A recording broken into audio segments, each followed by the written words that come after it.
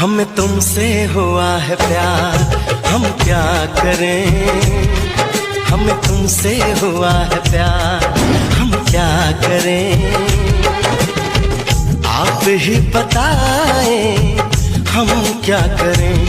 आपसे भी हंसी है आपकी ये अदाएं, हम इस अदा पे क्यों ना। सारी सारी नैन याद तोहरे सत्ता बेला, तोहर चंदा जैसन रूप जस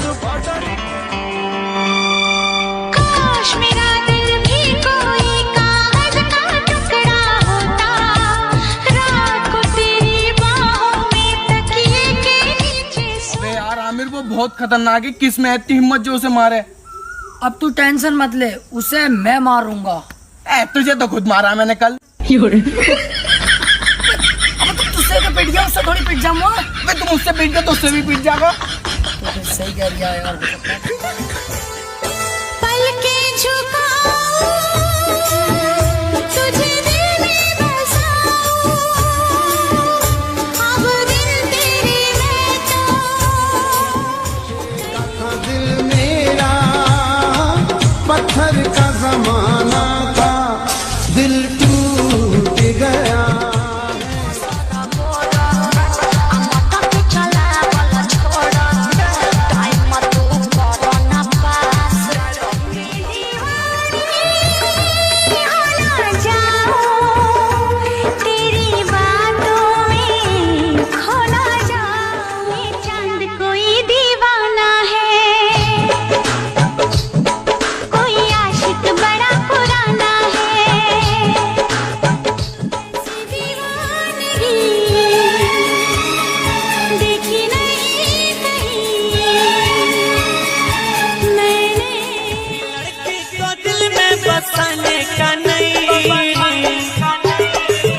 किसी लड़की को दिल में बसाने का नहीं, वो बुलाती है यार मगर जाने दादा जी हमारो लाती की फिर नहीं होके न दिल हमारा के सैया की रानी नकीली उठा दर्द मोरा यालम प्यार से न प्यार करो करता रे जान अपना बोलो से दबानी।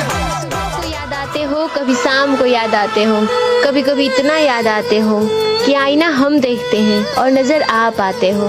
Good morning.